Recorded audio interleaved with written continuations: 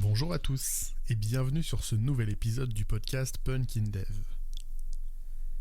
Vous vous êtes déjà dit que le code que vous aviez sous les yeux commençait sérieusement à puer un peu? Ou qu'à l'approche d'une modif, vous vous disiez que ça ne sentait pas super bon?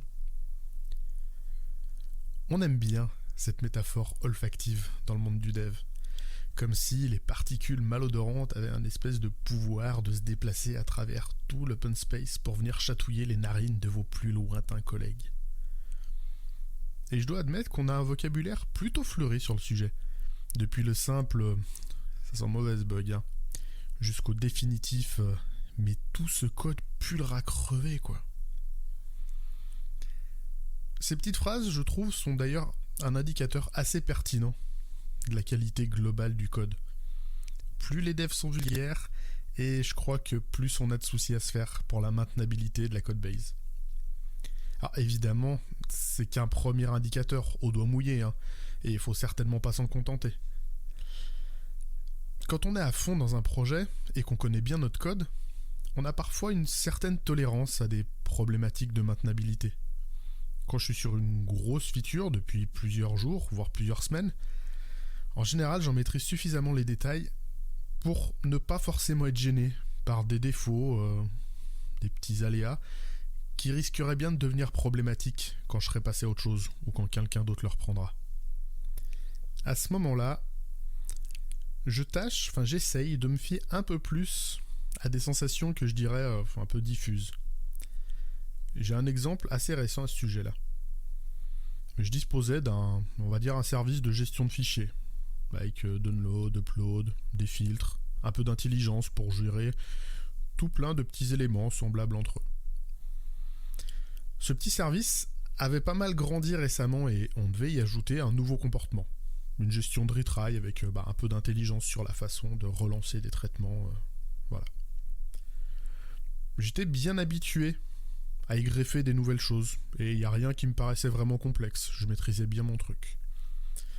Et comme souvent, ce nouveau comportement à implémenter, il est arrivé avec une nouvelle dépendance externe. Alors on a fait ça bien, avec ce qu'il faut d'inversion de dépendance, tout ça. On a juste une nouvelle interface injectée dans notre service, et puis un fake à mettre en place pour les TU. Exactement comme je l'avais déjà fait plusieurs fois lors de la mise en place des précédentes fonctionnalités de ce même service. Donc quand j'ai ajouté cette interface, j'ai quelques appels qu'on foirait, vu que j'avais pas paramétré cette interface justement de partout. Donc j'ai corrigé les appels qui étaient passés en erreur, puis j'ai fait mon implème pour que mes tests passent au vert. Mais cet ajout-là, par rapport aux autres que j'avais fait précédemment, il me laissait une espèce de sensation étrange, comme un truc qui allait pas, mais je savais pas trop dire quoi ni pourquoi. J'ai quand même fini mon implème, j'ai nettoyé le gros de mon nouveau code pour pas avoir à payer ça plus tard, et puis avoir quelque chose de propre, puis j'ai fait mon commit. Et j'ai pris une pause, et je me suis demandé pourquoi ça m'a gêné. C'était quoi le problème? Il n'y avait rien de choquant a priori. Alors, j'ai repris mon histo-git pour voir dans les modifs s'il y a quelque chose qui me semblait anormal ou juste qui me faisait un peu tilter l'œil, quoi. Et là, j'ai vu. Et en fait, je me suis rendu compte que j'ai dû paramétrer l'injection de ma nouvelle interface pour plusieurs appelants qui utilisaient le service, mais quasiment aucun de ces appelants n'allait jamais utiliser justement ma nouvelle interface. Il était là, mon smell. Et je l'ai senti avant même vraiment de le comprendre. En fait, ce qui s'est passé, c'est que j'ai introduit une forme de couplage. J'ai couplé certaines fonctionnalités entre elles, alors qu'elles n'ont pas forcément de rapport. Tous les éléments de ce service, ils partagent une logique commune. Je veux dire, c'est de l'upload, du download, des filtres, j'ai rajouté du retry, mais c'est de la gestion de fichiers. C'était jamais apparu comme déconnant de les regrouper. Ça a même présenté un certain intérêt à un moment. C'est pour ça que ça a été fait comme ça.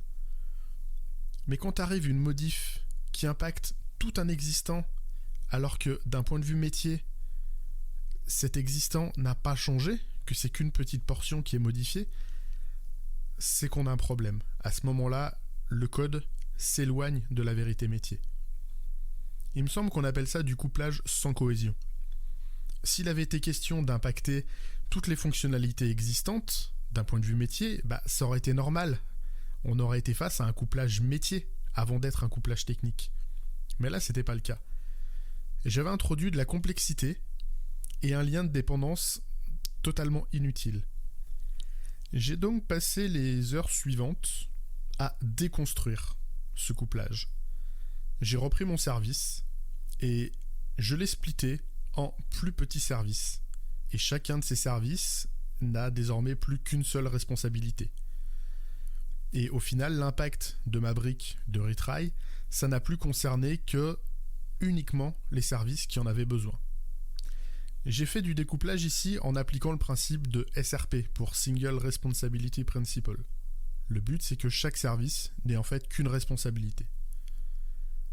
Au final, mon erreur d'origine, vraiment l'erreur qui a causé ce problème-là, c'est que j'avais groupé des comportements parce qu'ils opéraient une logique qui me paraissait semblable dans un contexte assez proche.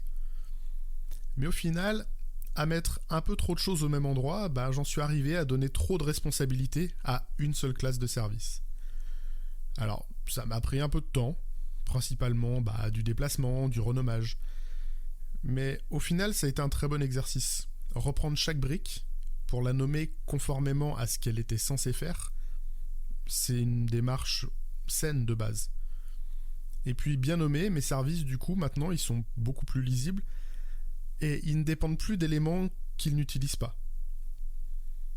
Et naturellement, si je puis dire, le fait d'avoir codé en amont toutes ces features, tout l'existant, ça avait été fait en TDD, ça m'a permis d'avoir une bonne couverture de test métier, une couverture vraiment conséquente pour faire tous ces changements sans crainte de casser quoi que ce soit. C'était qu'une histoire de déplacement, de renaming. Les tests métiers, eux, gardaient leur validité.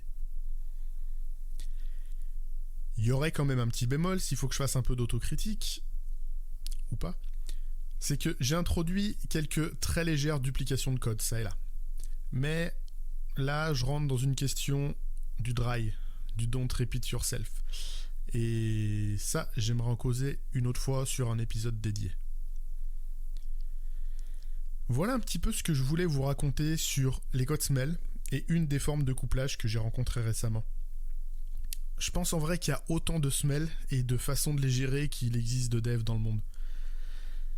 Même si vous êtes dans un contexte maîtrisé, il se peut qu'à un moment vous soyez gêné par un je ne sais quoi. Et je pense qu'à ce moment-là, c'est bon de prendre le temps de faire en sorte que ce je ne sais puisse se transformer en quelque chose qui ressemble plus à un je sais, afin de pouvoir y remédier. Je pense que je reviendrai plus d'une fois sur cette notion de couplage que je considère un peu comme le parent démoniaque de pas mal d'emmerdements quotidiens dans la durabilité d'un projet. Et même si je suis pas pressé de découvrir de nouveaux moyens de mettre un couplage malvenu dans mon code, je pense quand même que j'ai réussi à en débusquer quelques-uns, et au final je trouverai bien moyen de vous partager tout ça une prochaine fois. Il me reste donc à vous souhaiter une excellente semaine, à mardi prochain pour un nouvel épisode, et d'ici là, geekez bien, codez bien.